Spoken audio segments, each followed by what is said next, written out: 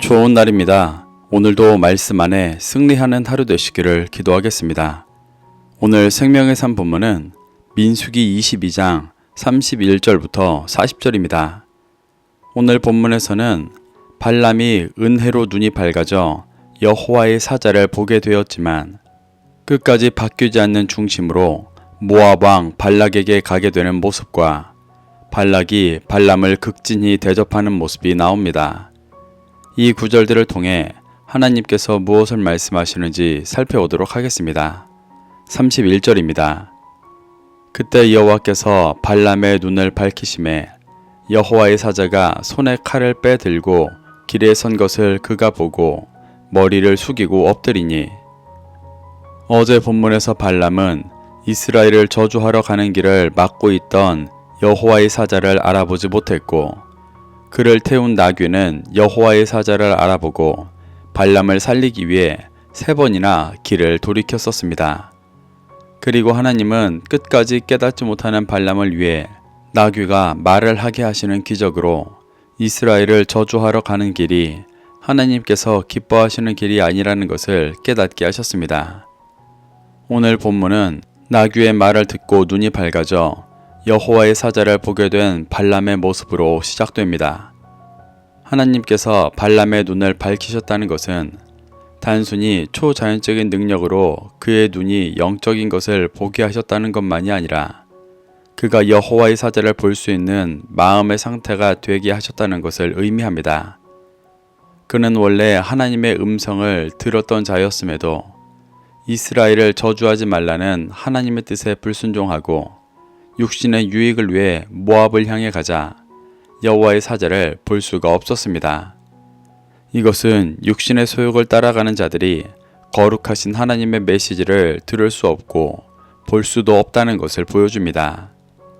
하지만 나귀가 길을 돌이키고 말까지 하게 하시는 초자연적인 역사하심을 경험하고 자신이 육신의 소욕을 따라가고 있던 자라는 것을 깨닫게 되면 은혜로 다시 하나님의 역사하심을 보게 되는 것입니다. 이렇게 하나님의 은혜로 자신의 중심을 보게 된 발람은 눈이 밝아져 손에 칼을 빼든 여호와의 사자를 보고 머리를 숙여 엎드렸습니다. 이는 하나님을 경외하며 그 뜻에 순종하기를 고백하는 모습이었습니다. 32절부터 33절입니다. 여호와의 사자가 그에게 이르되 너는 어찌하여 내 나귀를 이같이 3번 때렸느냐? 보라, 내 앞에서 네 길이 사악하므로 내가 너를 막으려고 나왔더니 나귀가 나를 보고 이같이 3번을 돌이켜 내 앞에서 피하였느니라. 나귀가 만일 돌이켜 나를 피하지 아니하였더면 내가 벌써 너를 죽이고 나귀는 살렸으리라. 여호와의 사자는 하나님의 은혜로 자신을 보게 된 발람에게 네 길이 악함으로 내가 너를 막으러 나왔다고 말했습니다. 사악하다의 원어 야라트는 거꾸로 떨어뜨리다, 거꾸로 던지다 라는 의미로 발람이 가는 길이 하나님의 뜻과 정반대의 길임을 표현하는 것입니다. 하나님은 12절에서 발람에게 이스라엘은 복받을 자들이기 때문에 저주하러 가지 말라고 분명하게 말씀하셨었지만 발락의 미혹에 하나님의 말씀을 외면하고 육신의 소욕을 쫓고 있는 중심을 잘 드러내시는 것입니다. 하나님께서 이러한 발람을 그냥 죽이지 않으시고 나귀가 3번이나 돌이키는 기적과 말까지 하는 기적을 통해 깨닫게 하시는 이유는 그가 회개하고 돌이켜 다시 말씀에 순종하며 구원의 길을 따라가기를 바라셨기 때문입니다. 그래서 여호와의 사자는 하나님께서 역사하신 나귀의 3번의 돌이킴이 없었으면 이미 죽었을 것이라고 경고하며 회개하고 마음을 돌이킬 것을 촉구하고 있습니다. 34절부터 35절입니다. 발람이 여호와의 사자에게 말하되 내가 범죄하였나이다. 당신이 나를 막으려고 길에 서신 줄을 내가 알지 못하였나이다. 당신이 이를 기뻐하지 아니하시면 나는 돌아가겠나이다. 여호와의 사자가 발람에게 이르되 그 사람들과 함께 가라. 내가 네게 이르는 말만 말할지니라. 발람이 발락의 고관들과 함께 가니라. 하나님께서 여호와의 사자를 통해 발람이 회개할 기회를 주셨지만 발람은 진정으로 회개하지 않는 모습을 보이고 있습니다. 발람이 34절에서 자신이 범죄하였다고 고백하는 것은 자신의 죄를 인정하고 하나님의 뜻을 따르겠다는 겸손한 고백처럼 보이지만 그가 이후에 말한 당신이 기뻐하지 아니하면 돌아가겠나이다 라는 말에서 그의 중심이 다시 한번 드러납니다.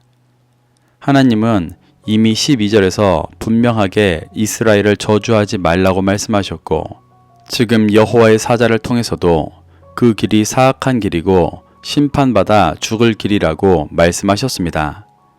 그렇다면 하나님의 분명한 뜻을 깨닫고 회개하며 돌이키면 될 일인데 발람은 당신이 이를 기뻐하지 아니하시면 돌아가겠나이다 라며 다시 한번 하나님의 의중을 여쭤보고 하나님께서 허락해 주셔서 모압에가 이스라엘을 저주하고 싶다는 뜻을 피력하고 있습니다. 이러한 발람의 모습은 오늘날 신앙생활하는 많은 사람들이 보이는 모습이기도 합니다. 하나님의 뜻을 따른다고 입술로는 고백하지만 하나님께서 이미 말씀에 이르신 것과 달라도 상황 속에서 자신을 합리화하며 자신의 육신이 원하는 것을 허락해 주실 때까지 조르는 기도를 할 때가 많습니다. 이러한 중심으로 하나님께 나아갈 때 하나님은 그가 육신의 길을 가도록 허락하십니다. 아무리 말씀하셔도 듣지 않는 자들이 죄의 길을 따라가며 얻는 고난과 환난이라는 쓰디쓴 불순종의 열매를 먹고 자신을 정직하게 돌아보며 회개할 기회를 주시기 위함입니다. 그래서 하나님은 발람에게도 여호와의 사자를 통해 모압 왕의 사자들과 함께 가라고 말씀하십니다.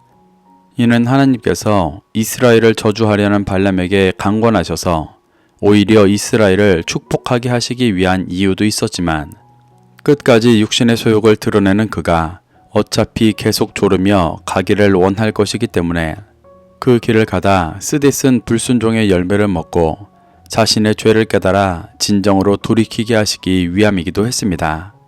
36절부터 37절입니다. 발락은 발람이 온다함을 듣고 모압 변경의 끝 아르논가에 있는 성읍까지 가서 그를 영접하고 발락은 발람에게 이르되 내가 특별히 사람을 보내어 그대를 부르지 아니하였느냐? 그대가 어찌 내게 오지 아니하였느냐? 내가 어찌 그대를 높여 존귀하게 하지 못하겠느냐? 모압 왕 발락은 발람이 온다함을 듣고 모압 변경의 끝까지 직접 가서 그를 극진히 영접했습니다.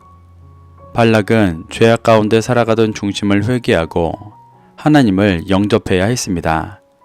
그러면 이스라엘을 제사장 나라로 세우셔서 모든 이방인들을 구원하려 하시는 하나님의 은혜 속에서 구원의 삶을 누렸을 것입니다. 하지만 그는 회개하지 않았고 죄악 가운데 자신의 육신이 누리고 있던 것들을 내려놓기 원하지 않았습니다. 이렇게 진리를 외면하는 자들은 거짓 선지자들을 찾고 그들을 통해 육신의 소욕이 이루어지기를 바라는 헛된 일에 힘을 쏟습니다. 그렇게 변경까지 직접 찾아가 발람을 극진히 맞이한 발락은 발람에게 왜 이제야 왔냐며 이스라엘을 저주하여 쫓아주면 반드시 높여 존귀하게 할 것이라고 말했습니다. 38절부터 40절입니다. 발람이 발락에게 이르되 내가 오기는 하였으나 무엇을 말할 능력이 있으리이까? 하나님이 내 입에 주시는 말씀 그것을 말할 뿐이니이다. 발람이 발락과 동행하여 기럇 후솥에 이르러서는 발락이 소와 양을 잡아 발람과 그와 함께한 고관들을 대접하였더라. 이스라엘을 저주에 쫓아주기를 바라는 발락에게 발람은 자신이 오기는 했지만 자신의 뜻대로 이스라엘을 저주하지는 않고 하나님께서 주시는 말씀만을 예언할 것이라고 대답했습니다. 이는 하나님의 뜻에 집중되어 있는 겸손한 말 같지만 그의 중심은 이미 발락을 통해 높여지고 은금을 얻을 일로 가득한 상태였기 때문에 거칠애로 하는 말일 뿐이었습니다. 발람이 정말 하나님의 말씀만을 전하려는 자였으면 하나님의 뜻을 알아 발락에게 올 생각 자체도 안 했을 것이고 나귀가 3번이나 길을 돌이켜 말까지 하는 초자연적인 역사 속에서 회개하고 돌이켰을 것입니다. 하지만 그의 중심이 온통 헛된 것을 쫓고 있으니 말만 겸손하게 하는 외식을 보여주고 있는 것입니다. 발람은 그런 발락과 기럇 후솥이라는 곳에 가서 소와 양을 잡아 발람과 그와 함께한 고관들을 대접했습니다.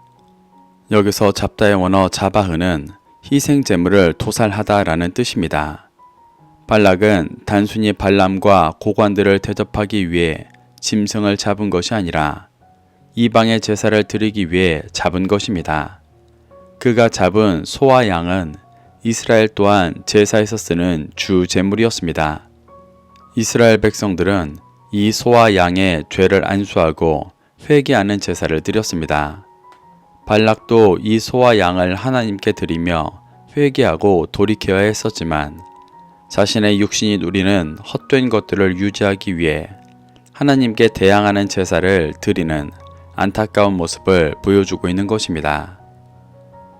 이렇게 발람은 하나님의 뜻을 분명히 들었음에도 육신의 소욕을 쫓아 결국 이스라엘을 저주하는 자리에까지 나아왔고, 모압 왕 발락은 하나님께 회개하고 돌이킬 수 있는 상황에서 죄 가운데 누리던 이 땅의 헛된 것들을 붙잡기 위해 헛된 것을 의지하는 모습을 보여주고 있습니다.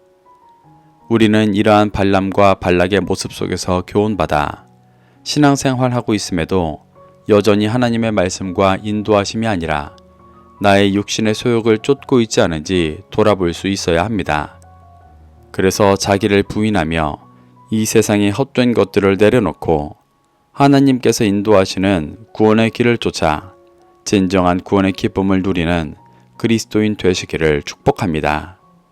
오늘도 이 말씀을 심령에 새겨 승리하는 하루 되시기를 기도하겠습니다.